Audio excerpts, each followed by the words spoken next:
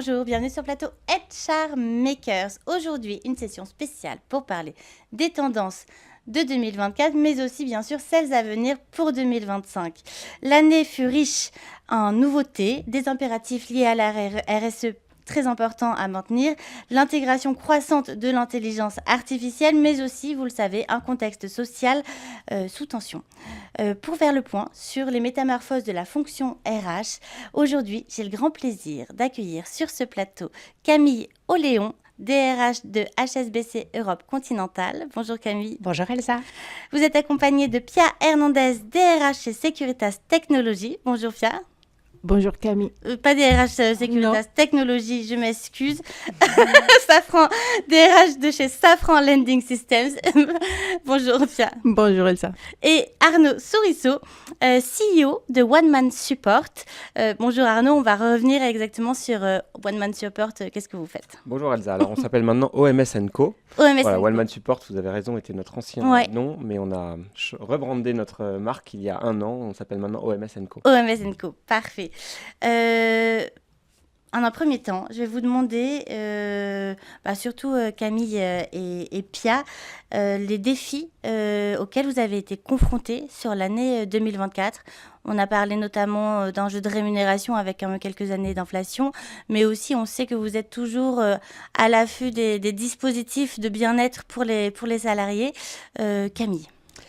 Peut-être, donc, oui, pour commencer sur les enjeux de rémunération, c'est vrai que pendant quelques années, on a été confronté notamment à une inflation assez persistante dans beaucoup de pays d'Europe, dont la France. Dans le même temps, on a dû travailler aussi sur un contexte réglementaire et social plus regardant sur les égalités salariales. Et puis, au milieu de tout ça, on a une aspiration de nos collaborateurs à appréhender la rémunération plus largement qu'au-delà du simple salaire, à être capable de plus personnaliser en fait l'ensemble des bénéfices dans l'entreprise. Donc, dans ce contexte-là, il y a un équilibre savant à trouver entre évidemment maîtriser nos coûts, maintenir au maximum le pouvoir d'achat de nos collaborateurs et puis dans le même temps aller un petit peu de l'avant sur ce que peuvent être les bénéfices avec la mobilité par exemple de nos collaborateurs. Pia, vous reconnaissez aussi Oui, ça a été une année assez compliquée de notre côté, challenging plutôt, je dirais.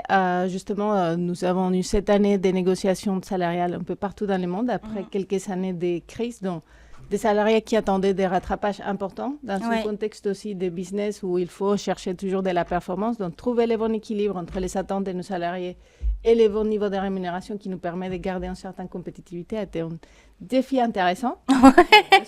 Et effectivement, beaucoup joué aussi sur qu'est-ce qu'ils attendent les salariés au-delà de simplement la rémunération économique, mais en termes d'équilibre, des bénéfices, de développement aussi de leur carrière au sein de l'organisation qui est partie de ce qu'ils recherchent. Bien sûr, oui. De votre côté, Arnaud, peut-être en quelques mots nous présenter OMS & Co et puis aussi nous dire quelles ont été un petit peu les tendances que vous avez pu percevoir chez vos clients. Oui, alors OMS, on existe depuis 11 ans. On est un réseau de consultants et managers indépendants, presque 6000 aujourd'hui, tous de haut niveau, qu'on a sélectionnés un par un, et à qui on apporte des missions chez nos clients, plus de 400 clients de toute taille, dont d'ailleurs Safran, pas encore HSBC. Voilà, et on leur apporte aussi à ces indépendants des services pour leur faciliter la vie au quotidien en tant qu'indépendants. Voilà. Très bien.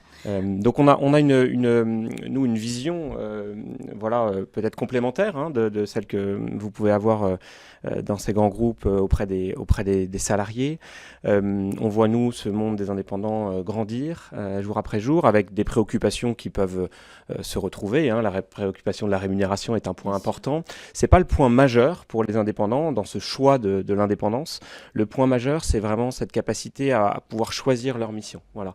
À être sûr de trouver de l'intérêt dans leur job au quotidien. 60% des indépendants, pour 60% des indépendants, c'est vraiment le critère premier. Le premier critère.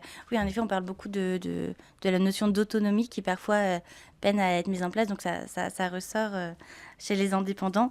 Alors, justement, il y a ces notions de bien-être, mais alors, qu'est-ce qu'on fait dans un contexte social tendu?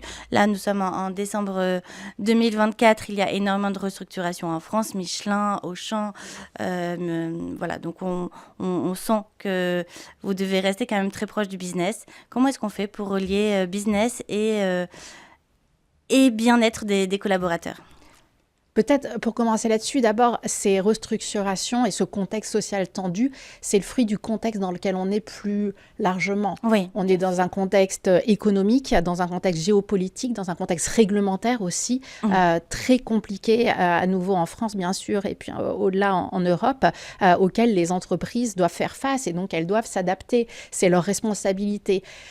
C'est vrai qu'en face de cette responsabilité économique, il y a aussi une responsabilité sociale des entreprises et essayer de trouver ce qu'on peut faire pour accompagner en fait au mieux les collaborateurs dans ces restructurations, trouver comment on équipe les managers pour qu'ils puissent les accompagner, trouver comment est-ce qu'on sauvegarde un maximum l'emploi et puis comment est-ce qu'on permet aux collaborateurs de développer des nouvelles compétences, d'anticiper au maximum pour avoir une employabilité qui soit satisfaisante.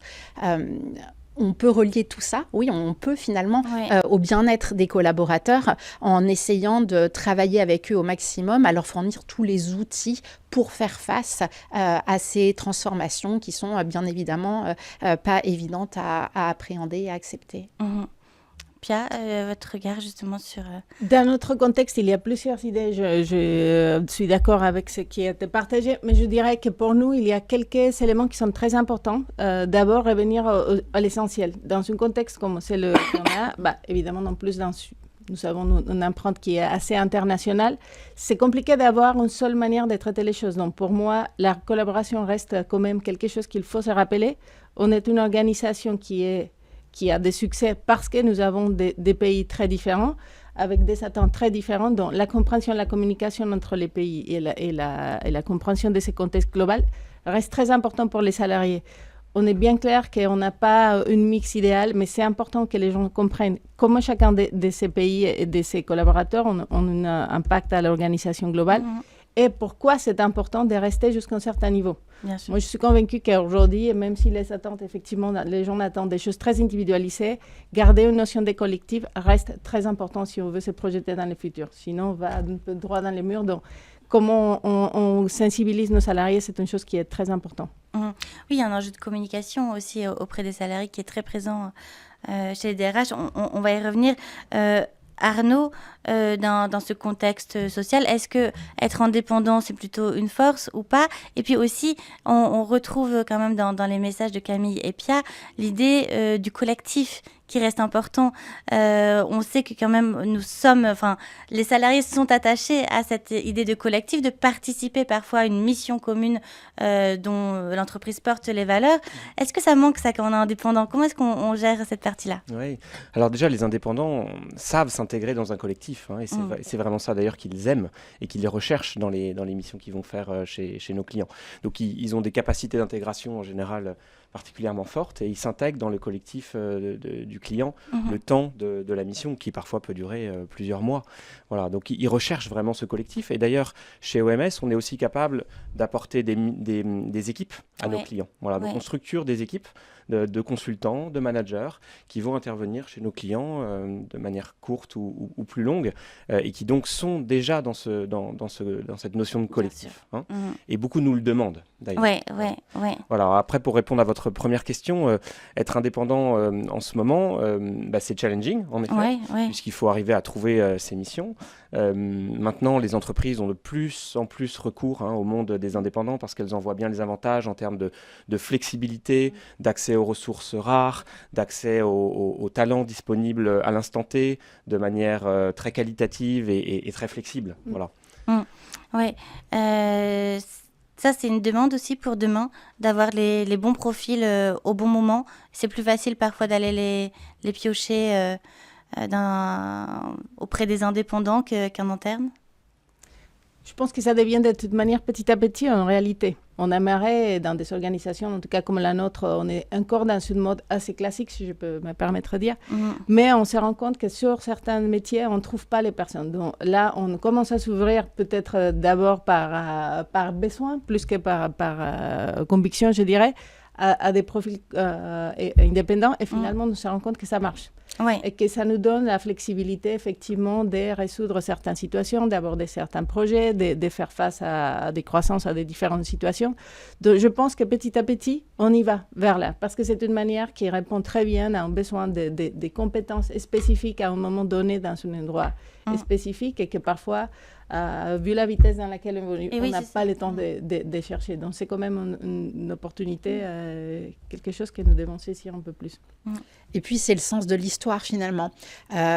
On parle aujourd'hui d'une grande tendance à la flexibilité. La flexibilité, elle va dans tous les sens. Il y a la flexibilité du collaborateur, la flexibilité par rapport au temps de travail, par rapport à l'organisation du travail. Et puis, il y a la flexibilité de l'entreprise aussi, qui, pour faire face, en effet, comme tu le disais, à des défis et à des besoins ponctuels, rapides, immédiats, de s'adapter, d'avoir des nouvelles compétences, va pouvoir faire appel à des modalités extrêmement différentes.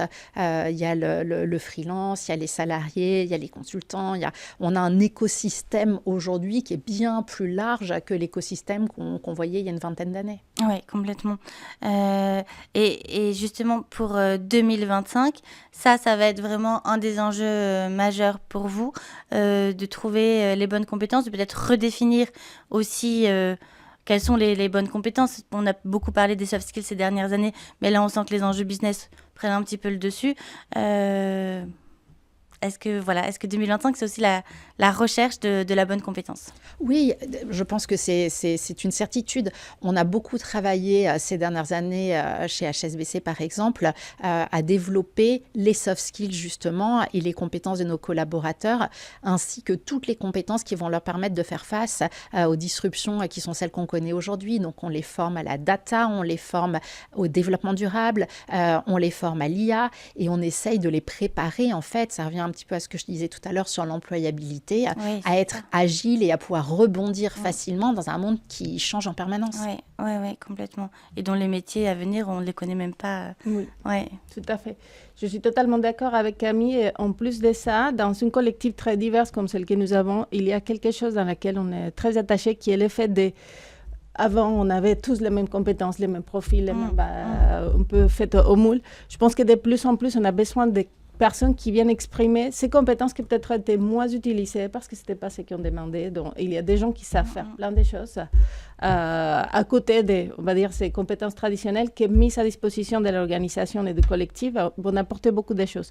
Donc, comment on crée un environnement de travail qui permet à nos salariés, à nos collaborateurs partout d'exprimer toutes ces compétences, y compris celles qui ont considéré que c'était moins nécessaire, c'est quelque chose de très important parce que ça aussi va apporter à la flexibilité, ça va créer des environnements de travail qui sont plus capables de s'adapter de manière plus rapide et ça permet aussi un épanouissement de chacun des collaborateurs au sein de l'organisation. Et on a nous aussi cet enjeu de formation et de compétences auprès de nos indépendants. Nos indépendants arrivent avec une expertise particulière, mais ils ont besoin de continuer à apprendre, à se former pour perdurer dans ce statut d'indépendant dans le temps. Et donc nous, ça fait partie des services qu'on leur apporte, ce sont ces formations, donc on les forme en effet, pareil, à l'IA, à la RSE, à tous ces sujets du moment, pour qu'ils soient compétents sur ces sujets-là aussi, dans le cadre des missions qu'ils vont réaliser chez nos clients. Oui, parce que généralement, quand on passe indépendant, il y a aussi cette volonté de travailler son employabilité et peut-être dans une entreprise, on ne peut pas développer certaines compétences, donc on passe en indépendant. Vous avez aussi cette mission de les accompagner sur ces compétences-là. Exactement, c'est très important. Ils ont parfois tendance à l'oublier parce qu'évidemment, une journée de formation est une journée qu'on ne facture pas chez le client. C'est ça qui est cool. Voilà. Mais donc nous, c'est dans notre rôle, au-delà des missions qu'on peut leur apporter, qui sont vraiment le nerf de la guerre, de les accompagner dans un certain nombre de choses, en particulier ces formations. Très bien. Une dernière question, j'ose la question, 2030, à quoi ressemblera le monde du travail? On parle flexibilité, indépendance, on sent que les carrières linéaires, c'est un petit peu aussi derrière nous. Vous, 2030, comment est-ce que vous imaginez le monde du travail? Je pense que 2030, le monde du travail va être encore plus rapide et plus agile. Et on discutait tout à l'heure, on a le sentiment de ne pas avoir vu passer cette année. Et je pense que plus les années avant, c'est un peu ça. Et derrière ça, il y a plusieurs choses que j'imagine. C'est justement cette notion de besoin d'avancer avec leur temps. Donc, qu'est-ce que ça veut dire dans une organisation? C'est, encore une fois, créer de nouvelles façons d'intégrer un collectif. Donc pour moi, encore une fois, c'est les grands sujets dans le monde qu'on a actuellement avec tous ces contextes géopolitiques très denses, des problématiques un peu qu'on voit. Moi, je suis convaincue que les organisations de travail peuvent devenir un endroit qui donne de la sérénité des collectifs et peut-être aussi une prise de recul pour avoir une posture différente envers le monde. Donc, tout ça en gardant toute la dynamique et capacité d'adaptation qui n'est pas toujours simple. Donc, moi, je considère qu'en tout cas, notre rôle en tant que DRH, c'est créer cet environnement de travail où les gens viennent, ils s'apprennent, ils se développent, ils contribuent à une mission commune, peu importe quelle est la mission. Et grâce à ça, elle peut aussi avoir un impact sur la société qui est plus positive. Et là, on retrouve toute la notion de RSE, etc. Mais qu'est-ce que ça veut dire? Ça dépend de business dans lequel on est. Donc, je ne crois pas qu'il va y avoir une grande transformation d'ici 2030. On est plutôt dans une évolution. On continue. Comme Camille a dit, c'est l'histoire, c'est l'essence de l'histoire. On va vers là. Donc, moi, pense que d'ici 5 ans, on va continuer là, peut-être avec une vitesse encore un peu accélérée. Et avec cette besoin de flexibilité qui ne va pas s'arrêter. Qui est permanent. C'est vrai, et ce que tu dis important, 2030, c'est donc pas si longtemps que ça, même si ça paraît fou de le dire comme ça. Et je suis d'accord avec toi, je vois pas de disruption majeure. Je vois en revanche un renforcement de tout ce qu'on peut observer aujourd'hui. L'automatisation, l'IA, évidemment, le caractère réglementaire, tout ce qui tourne autour de la RSE, avec beaucoup de contraintes qui vont être imposées aux entreprises et auxquelles il va falloir s'adapter. Et puis, évidemment, le renforcement aussi de cette flexibilité dont on parlait, qui demande aujourd'hui aux entreprises de savoir s'adapter entre la flexibilité qu'on offre aux collaborateurs et puis la culture qu'on a envie de créer au sein d'une entreprise, la capacité à fédérer des gens autour de cette mission commune dont tu parlais, qui nécessite quand même d'être un petit peu ensemble. Donc, comment est-ce qu'on arrive à faire vivre tout ça? Ça, pour moi, ça va être un de nos enjeux. Nous, on essaye de beaucoup travailler sur le care, sur comment est-ce qu'on s'occupe des collaborateurs, comment on montre de l'attention à nos collaborateurs au-delà du simple fait de leur rôle dans l'entreprise finalement, mais même en tant que personne. Et ça demande de passer un peu de temps ensemble. Donc la question, c'est comment est-ce qu'on va réussir à maintenir ces différents équilibres, ces champs de contraintes et puis ces opportunités pour créer cet environnement de travail inclusif et enthousiasmant qu'on a tous envie de créer. Oui, on sait que beaucoup d'entreprises rétropédalent sur le télétravail. On sent cette attention portée à... Il faut laisser cette flexibilité si importante de l'équilibre vie personnelle, vie professionnelle. En même temps, s'il n'y a plus le sens du collectif, ça ne marche pas non plus, même pour les salariés. Et je pense qu'on a tous appris de cette période, après la période Covid, au grand boom de travail et tout le monde, on se rend compte que finalement, les collectifs, ils manquent. Et que même si c'est très sympa de se voir derrière un écran, il n'y a pas comme les contacts. On était quand même contents de revenir. Camille, pour moi, c'est comment on crée ces espaces où les gens viennent pour créer ensemble. Et ça, encore une fois, heureusement, on a plein de choses qui nous permettent de créer à distance, mais créer en direct, c'est jamais la même chose. Oui. Arnaud, de votre côté, 2030 Oui, je suis complètement d'accord avec cela, d'autant plus que les indépendants s'intègrent dans ces réflexions-là aussi.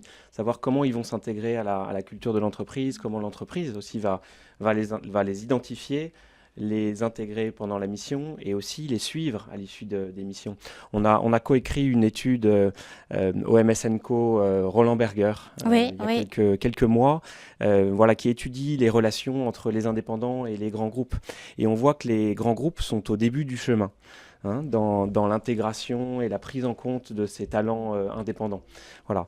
Et demain, la vision d'une DRH d'un grand groupe sera sans doute, bien sûr, les salariés d'un côté et aussi les indépendants, inclus dans cette réflexion plus globale sur les compétences et les talents au sein du grand groupe. Voilà. Et on voit bien qu'on a encore un potentiel fort pour l'identification efficace de ces indépendants, le lancement des missions, le suivi des missions et puis le suivi post-mission d'indépendants parce qu'on a aujourd'hui beaucoup d'indépendants qui font des très belles missions chez nos clients qui peuvent durer 6 mois, 9 mois et puis la mission se termine et le groupe n'a plus la vision sur cet indépendant alors qu'il pourrait être très utile auprès d'un autre département Voilà. Il a été déjà formé, Ouais. il connaît l'entreprise, donc Ouais. il a beaucoup de valeur finalement pour l'entreprise. Voilà.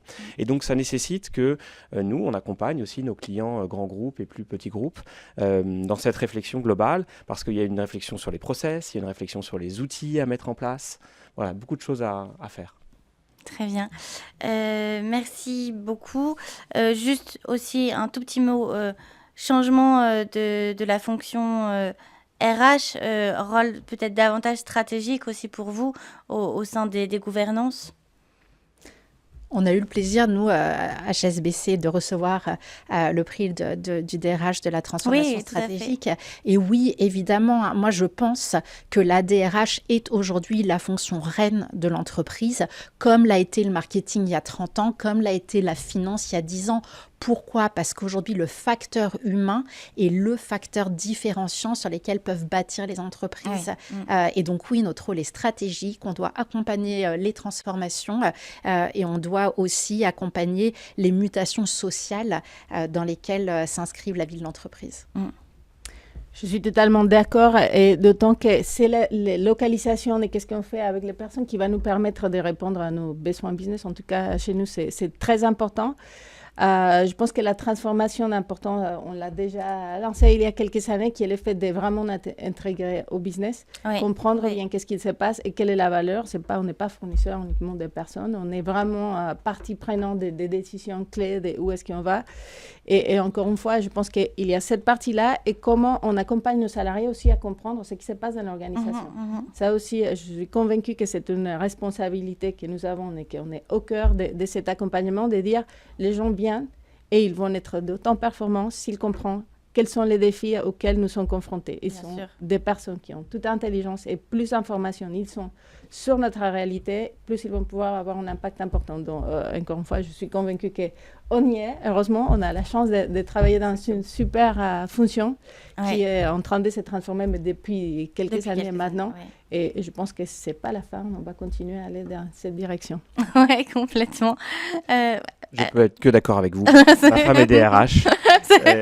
Voilà, et nous, les DRH sont vraiment nos interlocuteurs privilégiés, nos partenaires avec qui on construit la stratégie RH de demain. Voilà. Oui, la façon dont se dessine le monde du travail. Merci beaucoup. Je rappelle, Camille Oléon, vous êtes DRH de HSBC Europe Continentale. Pia Hernandez, vous êtes DRH de Safran Landing Systems. Et Arnaud Souriceau, vous êtes CEO de OMS & Co. Merci à vous.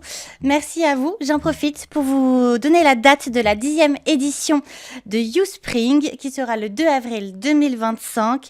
Ce sera la 10e édition qui célèbre, comme chaque année, les nouveautés en termes de formation professionnelle, regroupant à peu près 600 à 700 directeurs de formation, directeurs learning, mais aussi directeurs d'universités, d'entreprises pour toute une journée de conférences, d'ateliers, de networking et bien évidemment de remise de trophées. À bientôt.